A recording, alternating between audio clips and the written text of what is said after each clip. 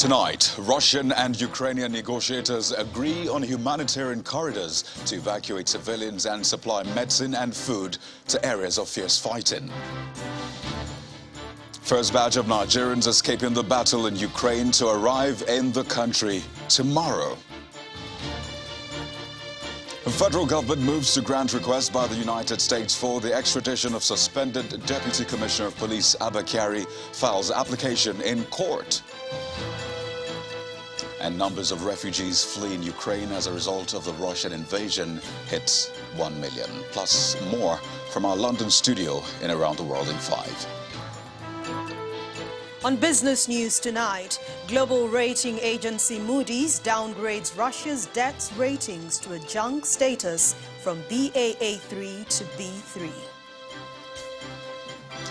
On Sports News tonight, the Russian Football Union heads to the Court of Arbitration for Sports to appeal against its expulsion from the 2022 World Cup and all international competitions. And from Abuja, the president calls for broader actions on climate change as the 50th anniversary of the UN Environmental Programme in Nairobi, Kenya, as the 8th African Regional Forum on Sustainable Development opens in Kigali, Rwanda.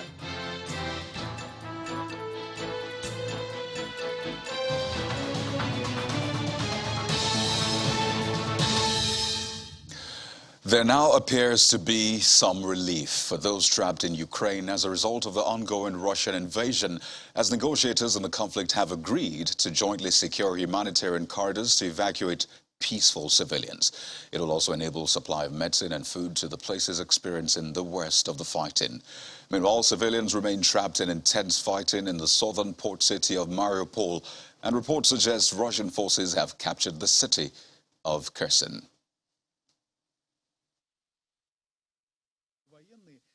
Russian forces have taken control of Kherson in the south, the first major city to fall.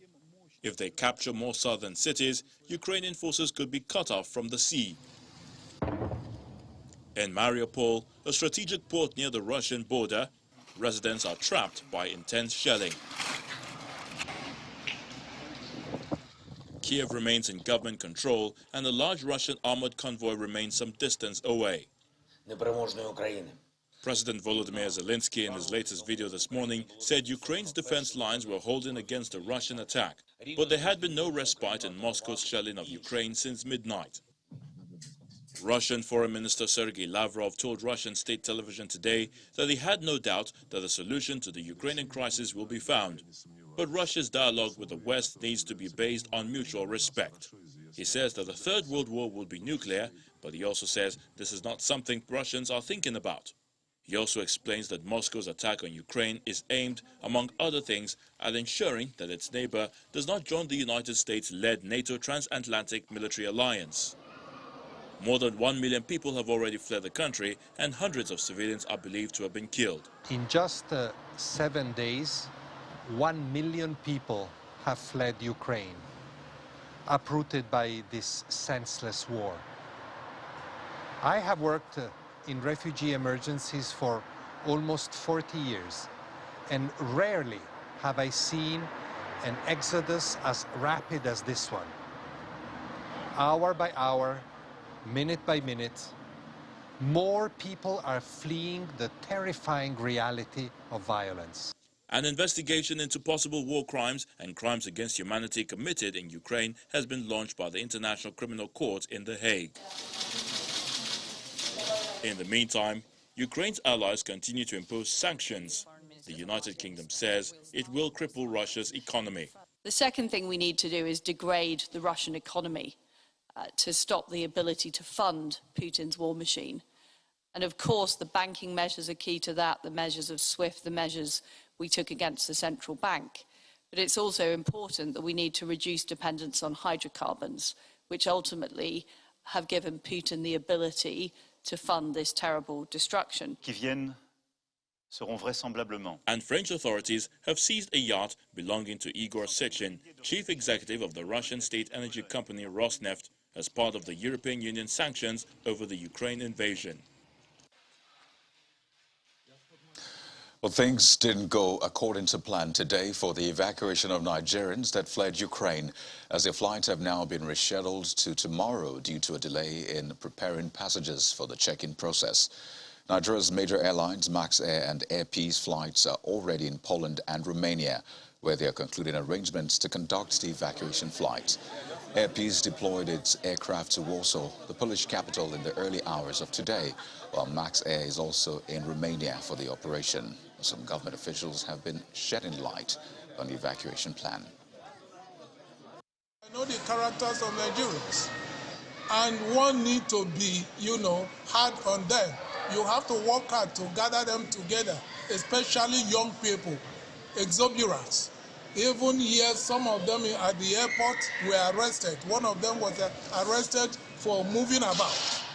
So these are the problems we encountered, but I'm very sure by tomorrow morning, the flight will take off. Well, the reality is that the flight has been rescheduled to tomorrow, and the main reason is because of the delay in doing the check-in, because they have to gather them together from different hotels, and by the time we will be ready after the check-in, the crew that have been waiting since 9 a.m.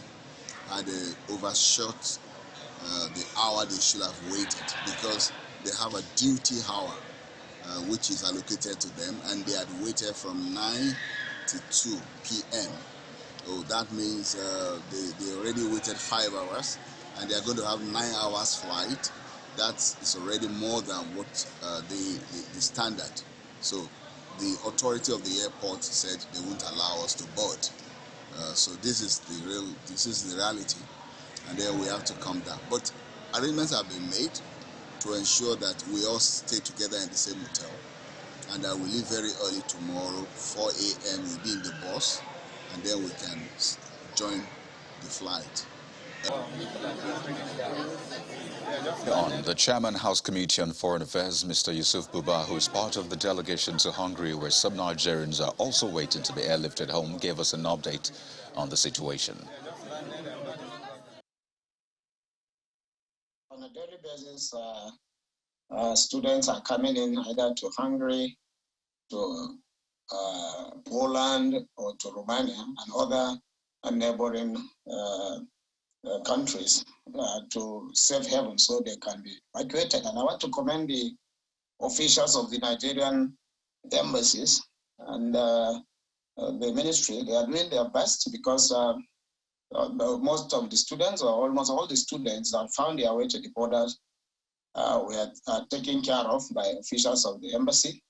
And I also want to thank the government of Romania for the good thing they have been doing to our children, to our students. They have been really, really helpful, and are cooperating with the Nigerian embassy here.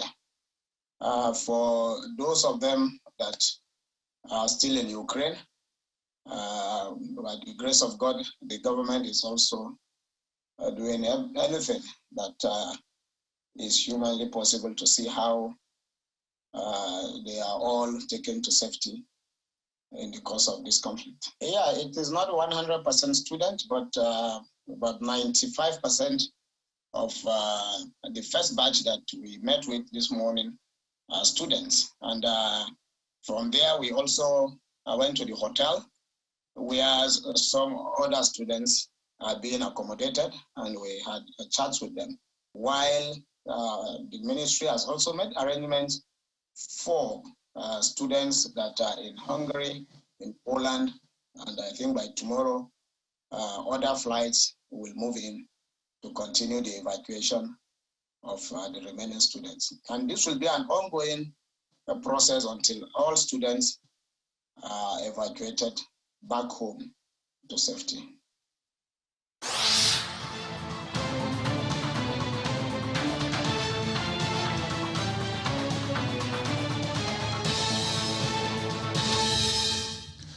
And back home, lawmakers in the House of Representatives have rejected a bill to prevent public officials from sending their children to school out of the country. Now, while some of them argue that it infringes on the fundamental rights of Nigerians, others say some public officials do not control public funds and should not be prevented from giving their children the best education they can afford. Our correspondent, Terry Kumi, reports. I am from Abia State. Weeks after a bill to provide punishment in the National Health Act for public officers who spend public funds on medical tourism was passed through second reading in the House of Representatives, lawmakers debate a bill to prevent public officers from sending their children or wards to study abroad using public funds. A completed form. Sponsor of the bill, Representative Sergius Ogun, believes that this will in turn cause an improvement in the education standard in the country. It only seeks to ensure that a public officer who desires to send his or her child abroad does not divert public funds to so do. Thus, such public servant must first show that he or she has the legitimate means to sponsor his or her child or ward on such foreign education. Despite this caveat, lawmakers speak against the bill and urge him to step it down. Which other jurisdiction has an enabling law that bans its citizens, the public officers, from going to study? I stand before Nigerians to say that Chinyere Igwe, I do not control public funds. So if I send my children to school abroad, have I in any way done any wrong? The best is just to step down this bill. As you have said, it's against the human rights. It's against my own rights. Most of us, before coming here, have our children schooling abroad. Representative Sergius Ogun is, however, adamant and insists on the merits of the bill. How can you write a budget, the civil servant? You bring it to the National Assembly to pass it, and the executive will be the ones to implement it, and all their children are schooling outside. The matter is put to vote and the bill is voted against. Those in favor that the bill be read and say aye. Against say nay. The nays have it. The bill is coming on the heels of an ongoing strike action by the Academic Staff Union of Universities over, among other things, lack of up-to-date equipment in Nigerian universities, and amid concerns that public officers send their children abroad to study while refusing to pay attention to the poor state of government schools. Terry Ikumi, Channels Television News. And to security, reports about the excesses of police officers on patrol and at roadblocks are a major source of concern for the Inspector General of Police, Usman Al-Kalibaba, who is asking police commissioners across the country to urgently address the menace.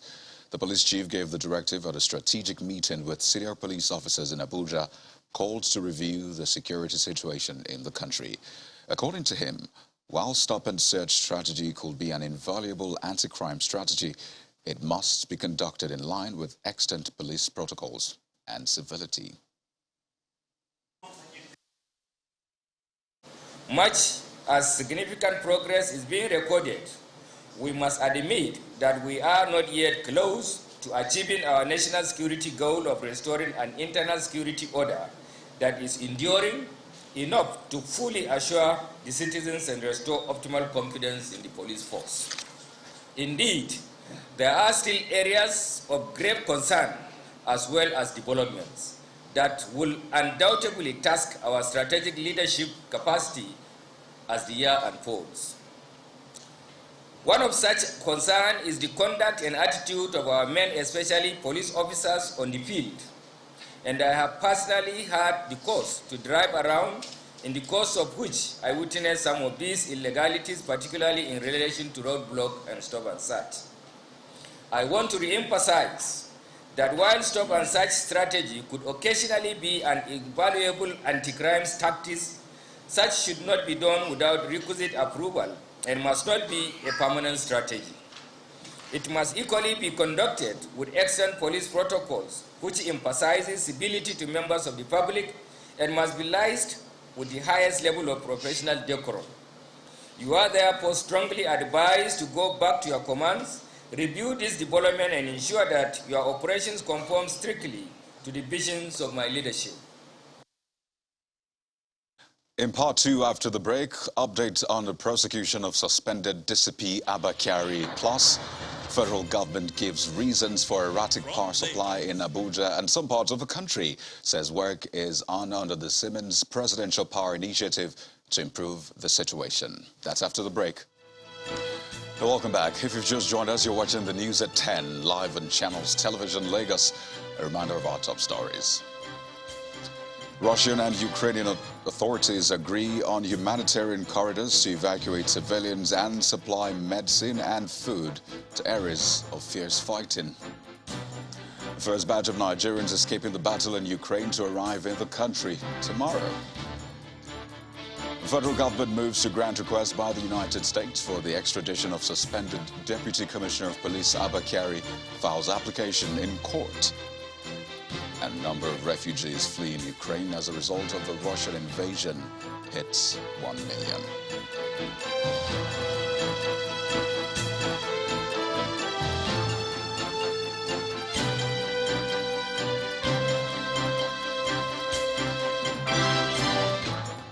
Nigeria has taken a major step towards granting the request by the United States for the extradition of suspended police officer DCP Abakari. The Attorney General of the Federation and Minister of Justice, Abubakar Malami, had filed an application under the Extradition Act before the Chief Judge of the Federal High Court in Abuja for Kyari's extradition. According to the AGF, the application followed a request by the diplomatic representative of the U.S. Embassy in Abuja for Kyari, who is a subject in a superseding 3-count indictment. In the affidavit filed in support of the extradition application, the AGF stated that he was satisfied that provision is made by the laws of the U.S. such that so long as Kyari has not had a reasonable opportunity of returning to Nigeria, he will not be detained or tried for any offense committed before his surrender, other than the extradition offense which can be proved by the fact on which his surrender is sought. The AGF also expressed satisfaction that the request for the surrender of Kyari was not made to persecute or punish him on account of his race, religion, nationality, or political opinions, but in good faith and the interest of justice. He noted that there was no criminal proceeding pending against Kyari in Nigeria for the same offense. Abakari is wanted to stand trial for alleged conspiracy to commit wire fraud, money laundering, and identity theft. Now, beside his probable extradition to the U.S., the suspended couple on Monday, March the 7th, be arraigned in Court 8 of the Federal High Court in Abuja on an 8-count drug trafficking charge. In the suit filed by the National Drug Law Enforcement Agency, Mr. Kyari is charged with criminal offenses alongside 4 other senior police officers and 2 civilians. In count 1, Kyari, Obuah, James, Agirigba, and Nu, all of the intelligence response team, were said to have, between January the 19th and 25th, dealt in 17.55 kilograms of cocaine and committed an offense contrary to and punishable under Section 14B of the National Drug Law Enforcement Agency Act 2004. The NDLEA last month released a video in which Kyari was seen offering bribe to an agent of the agency to facilitate the release of some seized illicit drugs in what the NDLEA said was a sting operation. Well, staying with legal matters, the trial of the owner of Hilton Hotel and Resort Ile-Ife, Osun State, Mr. Ramon Adedoyin, and 6 others over alleged involvement in the death of Timothy Adegoke has been adjourned till tomorrow, March the 4th. The trial judge, Justice Bola Ojo, adjourned the case following the 7th defendant's bail application, which is expected tomorrow. Adegoke, a postgraduate student of the Obafemi Awolowo University, Osun State, was reportedly killed in the said hotel where he lodged. Mr. Adedoyin was charged with attempted felony, conspiracy, unlawful interference with Adegoke's corpse, tampering with the hotel's receipt, and CCTV camera with the intent to destroy evidence that will prove that the victim visited the hotel. Others charged with him are Adedeji Adeshola, Magdalene Chefuna, Adeniyi Aderoba, Oluwale, Lawrence, Oyetunde, Kazim, Adebayo Kunle, and 3 others that are said to be at large. Well, Gloria is standing by in our Abuja studio with more stories on the news at 10. Hi, Gloria. Hello, Kayode. Indeed, we begin with the president, who has been making calls from outside the shores, this time in Nairobi, asking that broader actions to overcome environmental challenges across the world. President Muhammadu Buhari made the call at the special session to commemorate the 50th anniversary of the United Nations Environmental Program in the Kenyan capital. He maintains that the needed action will help overcome issues of climate change, biodiversity, rising levels of pollution and waste, being three major crises threatening the planet. He also reiterated Nigeria's commitment towards addressing the devastating effects of climate change by taking action to reduce greenhouse gas emissions, while also pledging to take steps to adapt to climate impacts. Meanwhile, in spite of representing only 17% of the world's population and emitting just 4% of global pollution, Africa stands as the most affected continent in terms of climate change. Environment experts at the ongoing 8th African Regional Forum for Sustainable Development in Kigali say African economies are losing an average of 5% GDP because of climate change, increasing up to 15% in some countries. During the opening ceremony of the forum, UN Deputy Secretary General Mrs. Amina Mohammed says there is need to scale up and speed up investment to protect people and ecosystems at the front line of the climate crisis. Our correspondent Ayola Kasim has more. Available assessment of the 2030 Agenda and Agenda 2063 implementation progress indicate that most African nations are off track to achieve the target and set goals of the two development blueprints within the set time frame. But Africa has shown its willingness to overcome and prevail over its complex development challenges. Delegates here at the opening ceremony of the 8th African Regional Forum for Sustainable Development have been told that now is the time for the continent to build on the big wins, especially now that Africa hosts the next climate change conference later this year. Africa needs to be compensated justly through market mechanisms. We can create 360 million jobs. We can get $3 trillion off of our carbon because we are saving the world. This is the victory that Africa needs to take to Sharm el-Sheikh. Highlighting 5 priorities that could help inform deliberations in Kigali, the United Nations Deputy Secretary General says there is a need to accelerate gender equality and economic transformation. We are far from where we need to be. Debt to GDP ratios have risen to almost 70%. Today, 17 African countries are at risk of debt distress, and 4 are already in debt distress. The Secretary General has appealed for a serious reform of the international financial architecture, which shamelessly favors rich and punishes the poor. To support the green growth in Africa, the Rwandan president says the African Continental Free Trade Area should be used to promote the adoption of sustainable technologies and infrastructure. We have to own and lead the process and support one another. That's why these 2 development agendas are so important. It's about ensuring the stability and prosperity of our continent so that our young people can have the future they deserve. This forum capitalizes on Africa's Decade of Action, which is a critical decade to reinvigorate the continent's pace to attain the SDGs, realize Africa Agenda 2063, and fulfill the Paris Agreement's ambitions. The road to achieving these objectives is somewhat difficult, but many delegates say their priority is to ensure that building the Africa we want does not remain just a slogan. From the Kigali Convention Center in Rwanda, Ayola Kasim, Channels Television News. Well, back here in Nigeria and to the ongoing fuel crisis, the Nigeria Midstream and Downstream Petroleum Regulatory Authority is warning petrol stations in Abuja, the nation's capital, to stop hoarding the product.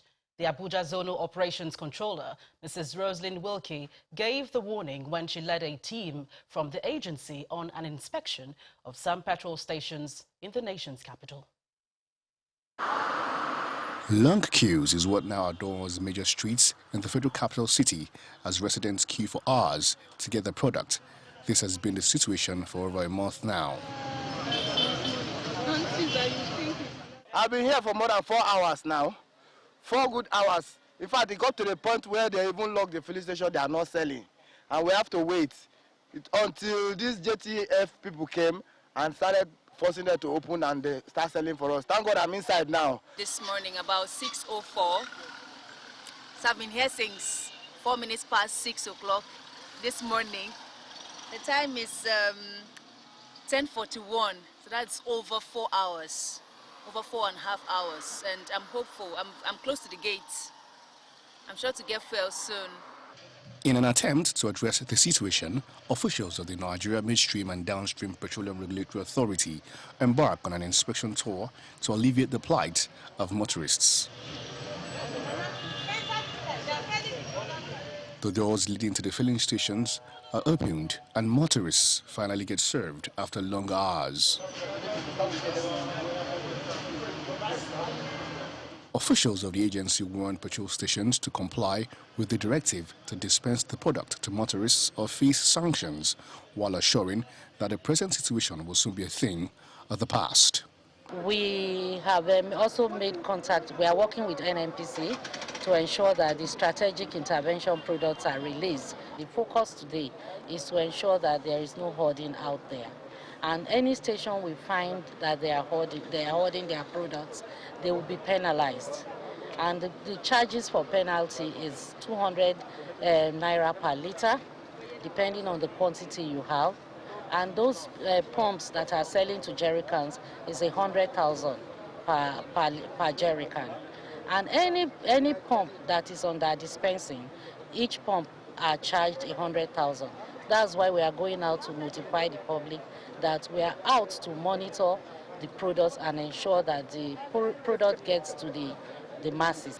While the government has promised to address the situation in the coming days, for now, Abuja residents will have to contend with the long wait for petrol. Meanwhile, the Minister of State for Petroleum, Chief Timipre Silva, today visited the NNPC Limited following the company's recent promise to flood the downstream with more petrol. After being extensively briefed, the minister says he is optimistic that the situation will abate in a few days. This kind of supply disruptions are like accidents. They are not desirable. You don't expect them to happen. But they do happen once in a while. You will agree with me that this administration has done well as far as fuel supply is concerned. But of course, accidents do happen. This is one of those accidents that was not foreseen. But I'm quite happy today to hear from the GMD and the Authority Chief Executive all that they are doing to ensure that this problem is brought under control. From what they have told me, I believe that in a few days, a matter of days, we will see that this problem will be totally back to normal. Everybody is putting every effort to ensure that the supply disruption is overcome. And I want to really thank them. And I would like to also say that on my part as Minister of State, I share their commitment, and we will together do everything to ensure that this problem is totally overcome. In other stories, the Senate Committee on Finance is proposing that the National Agency for Food and Drug Administration and Control, NAFDAC, should be removed from the federal government's yearly budget. The chairman of the committee, Senator Solomon Adiola, made this call during an investigative hearing on remittances of revenue-generating agencies to the Federation account. Our correspondent, Linda Akigbe, reports. This is an investigative hearing by the Senate Committee on Finance to examine remittances of revenue-generating agencies to the Federation account. Worried by revenue shortages in the country, the Senate had threatened to withhold the budgets of some government agencies who have refused to remit revenues generated to the Federation account. The committee is concentrating on the revenue profile of the National Agency for Food and Drug Administration and Control, NAFDAC. Members questioned the Director General of the agency on remittances to the Federation account after the Fiscal Responsibility Commission discloses that NAFDAC owes the federal government the sum of 8.5 billion naira. After the audited account, 80% of the surplus goes to the government. We have been doing that since I joined NAFDAC, so we are not deficient on any amount of money to the government. There is no commodity. We are not generating revenue. All of this item of transaction which you do to us constitute revenue. And I don't know, maybe you have any part of your law that says you should spend part of the revenue. And again, Madam Clerk, right, they are exiting a budget to the extent of overhead and capital. Meanwhile, the Senate Committee on Customs is seeking the amendment of the 2021 Finance Act. The chairman of the Customs Committee made this disclosure during a meeting with the Comptroller General of the Nigeria Customs Service. Speaking to Channels Television after the meeting, the chairman of the committee says amendment to the Finance Act is important to address the problem of who collects the 10 naira tariff on carbonated drinks. This issue of carbonated drink was raised, and it was agreed that the Finance Act will be amended because it's the duty of the custom to collect revenue on tariff based on this 10% of carbonated drink. And we are on it so that to amend the Finance Act so that it is the duty of the custom to do that. The Customs Committee also wants the agency to repair the faulty scanners at the ports to enhance security and improve the revenue of the country. Linda Kibi, Channels Television News. Well, that's it from the nation's capital. It's back to you, Coyote. Thanks, Gloria. Our next stop is in Rivers State, south of Nigeria, where Governor Nyesom Wike has extended his rural infrastructure drive to Ahoda East local government area with the inauguration of the 2.4-kilometer Ahoda-Ekpena Road amidst fanfare and jubilation from residents of the benefited communities. According to Governor Wike, the completion of the road project is in line with his electoral promise to the people to provide physical infrastructure to boost rural economy.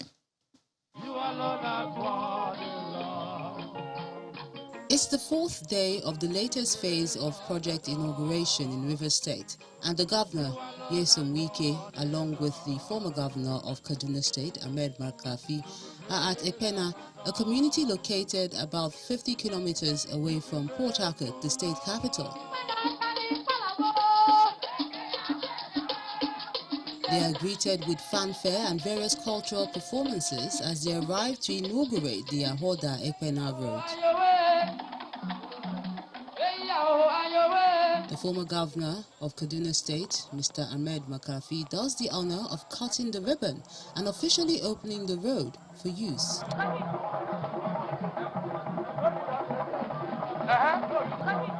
Governor Wike reveals that the road project, as well as other infrastructure in the area, underscore his vision to develop rural communities. It's one of the promises I made when I came to this area during the course of our campaigns. To the glory of God, I want to say, every promise I've made here, I have fulfilled them. And I believe now that we have fulfilled, they first of all fulfilled their own promise by voting for us. We have also reciprocated by fulfilling our own promise of providing the physical infrastructures. Acknowledging the developmental strides of Governor Wike, the special guest is confident that the People's Democratic Party, PDP, have capable leaders to impact Nigeria if elected in 2023. The kind of development going on here is a balanced development. What I refer to balanced development is that you see development in the cities, development in the rural areas, development in all sectors of infrastructure and social services. The zone where I come from, the Northwest Zone, is highly unsecured. and we have a president from Northwest Zone. It is regrettable. Therefore, the only way out is for PDP to come back to power. The commissioning of projects continue in Rivers State as the governor promises to deliver all ongoing projects before the end of his tenure. Women in journalism must be intentional in taking steps to empower each other, embrace their gender, and prioritize their mental health for increased productivity. Well, these are some of the recommendations made by leading women journalists at a panel of discussion put together by the U.S. Consulate in Lagos. Our correspondent Bukola Samuel Wemimo has more in this report. It's the grand launch of the American Corner at the U.S. Consulate in Lagos, a center for social cultural exchange and civic engagement. It comes alive with a no-holds-barred discussion on women in journalism, moderated by Channels Television's Foreign Affairs editor, Amarachi Ubani. She's an award-winning presenter. Leading women journalists share experiences on how they fared in conflict reporting. I actually remember my mom calling me that day and saying, if you don't leave the Lekki toll gate, I'm going to disown you. So it was a very interesting place to be because now this is my mom, my family, someone I care about, and my job. Horrific when a mother calls you at 2 a.m. and is asking you, journalists, are they going to bring back my child? Is my child alive? Have they killed my child? It's torturous. But the truth of the matter is, one of the things that has helped me personally is I had to invest in therapy. Besides mental health, these women are also concerned about work and family life balance and the need to see more women leading newsrooms. I was married. Yeah, I was married. I'm not married any longer. It doesn't mean that my job impacted my marriage. For the reason it's unrelated to my job. I have a child. It hasn't stopped me from doing what I want, from reaching the heights that I want to. Marriage is supposed to enhance your life. Exactly. You're supposed to choose a partner who will walk with you to achieve your personal goals. Exactly. Marriage is not supposed to hinder you. I'd say, learn to kiss us sometimes. Sometimes. And that's what people call eye service. Eye service has led a lot of men to the top. And you know what eye service is? Eye service is when you see your boss and you're not working. Start working. Women journalists in the audience are leaving inspired and feeling more connected to real stories. I mean, to really go through that as a journalist, as a female journalist, was very encouraging for me. Some of the profound talking points from the panel of discussion today have been gender parity, as it has to do with women in journalism, equity in remuneration, but really what's more important is the application of these proposals and their reflection in future gender statistics. From the U.S. Consulate here in Ikeja, Bukola Samuel Wemimo for Channels Television News. Well, let's now check in on the latest business stories with Anne Owaudo.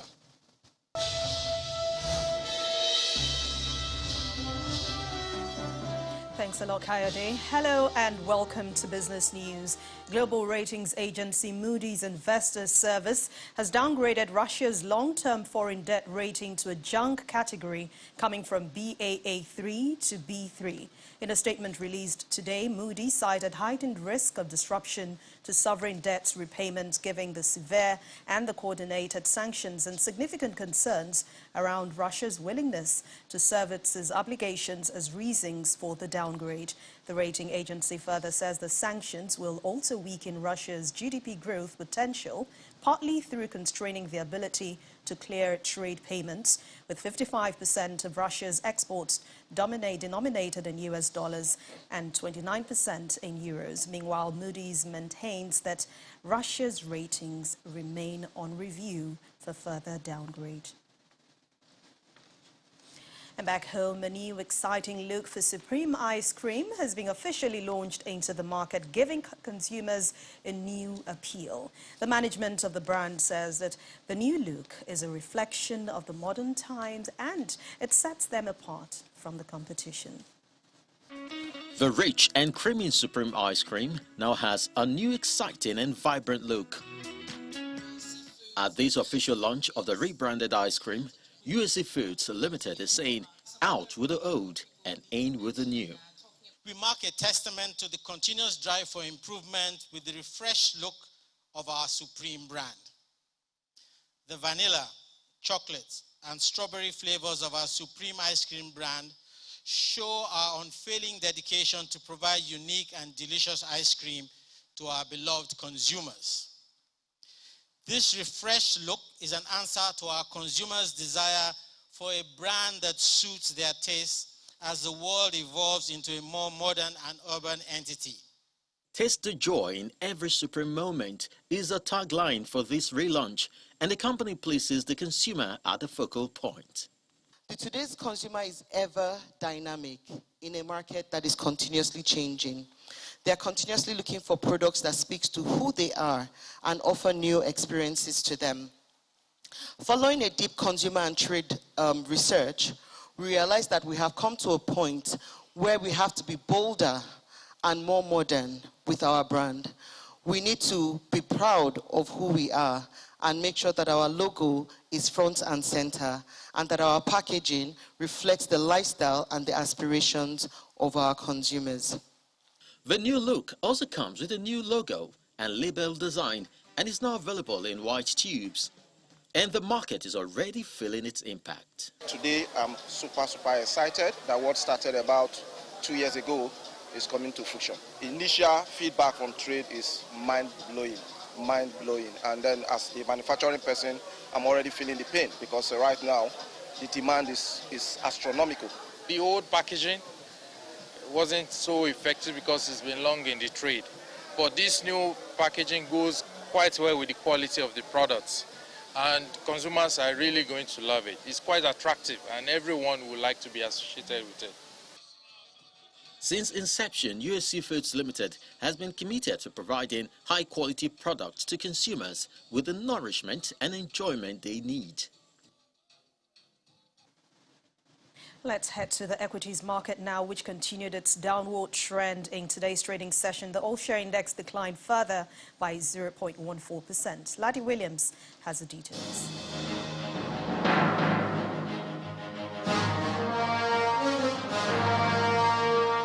Hello and welcome to the stock market report. We see there's still sell pressure today at the local bourse with about 30 billion wiped off the equity cap. The all-share index is still around the 47K level, above the first support level at 47,146 points. You know, it seems the impressive earning reports are not whetting investors' appetite as expected, but the activity chart is quite green. They'll see about 7,000 deals today, although volume is much lower. Banking counter is in the red, down about 0.56%, with Tier 1 banks mostly in the red. We saw Zenith Bank losing about 25 kobo today. ABC Transport led the top gainers list, adding 3 kobo to its share price to close at 35 kobo. We also see Lasako and Jais Bank following closely. On the flip side, CAP lost 1 naira 95 kobo to close at 17 naira 55 kobo. Also, RT Briscoe closed at 63 kobo, down 10%. The trio of Transcore, MTN Nigeria, the NJX Group were the most traded by volume.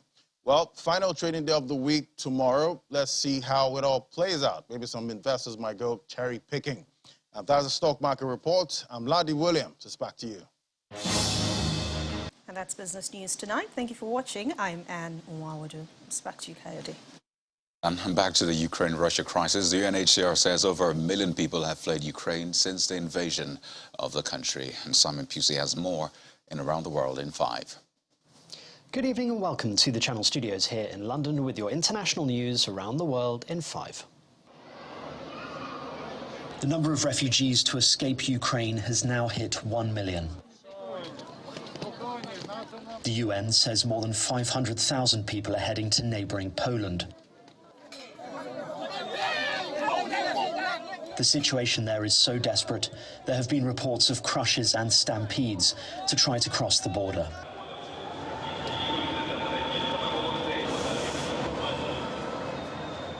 There have also been emotional scenes at stations across Europe. Here, friends reuniting in Berlin. The EU says they are working to agree on a temporary protection scheme to try and house those fleeing.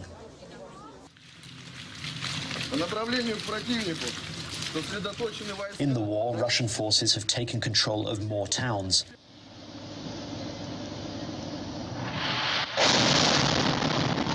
This dashcam footage showing the moment of a huge explosion in Chernihiv. Russian forces have also taken Kherson in the south, the first major city to fall. Elsewhere, fires burned through the night in Borodinka, north of Kiev. And in Mariupol, which has faced days of heavy attacks, the city council has accused the Russian army of genocide. But in a video address, President Zelensky says Ukraine's defense lines were holding and said more weapons were arriving from allied countries every day.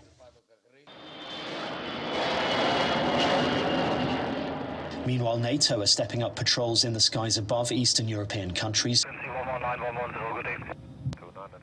Here, a Boeing plane is patrolling over Poland.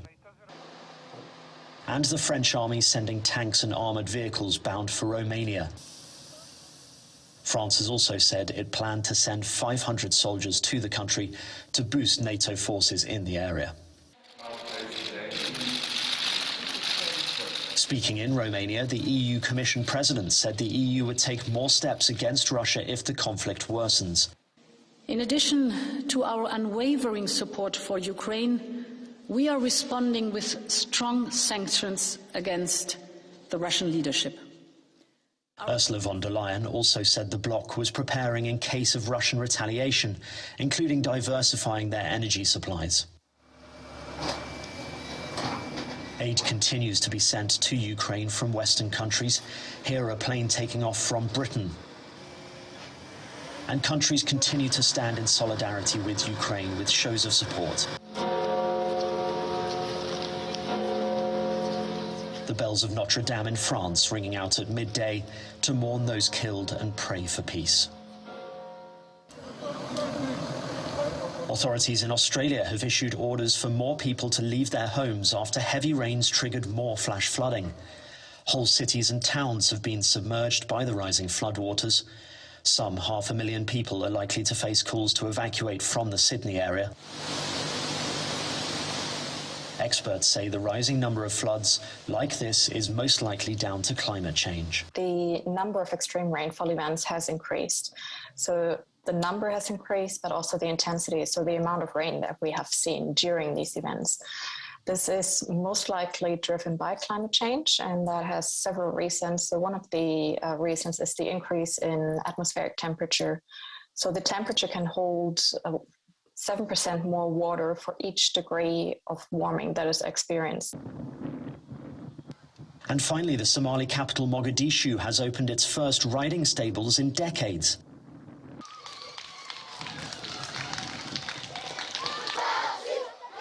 These locals are cheering during a training session, preparing for the first horse race in the city for dozens of years. Slowly improving security has increased demand for sport and leisure activities, with horse racing proving to be a hit. Watching the training, this mother of 5 said she was happy to see an activity that inspires young people and entertains parents like her. And that's your international news around the world in 5. Now back to the Channel Studios in Lagos.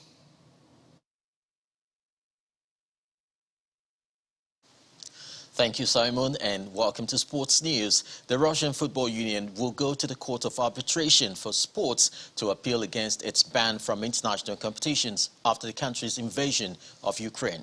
On Monday, Russian football clubs and national teams were suspended from all competitions until further notice by FIFA and UEFA.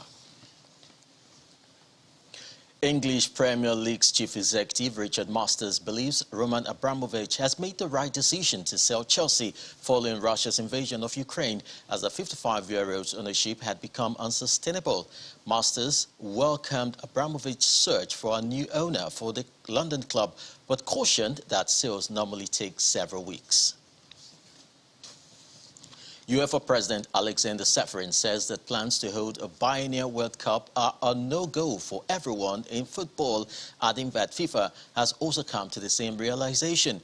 The idea of a World Cup every 2 years has been gathering steam, with FIFA President Gianni Infantino trying to get support from national federations, saying the switch would create an extra $4.4 billion in revenues for the world body.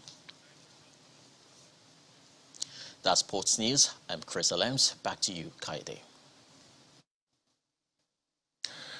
Thanks a lot, Chris. And the main news again. Russian and Ukrainian negotiators today agreed on humanitarian corridors to facilitate the evacuation of civilians and supply of medicine and food to areas of fierce fighting, just as the first batch of Nigerians escaping the battle in Ukraine are now scheduled to arrive the country tomorrow.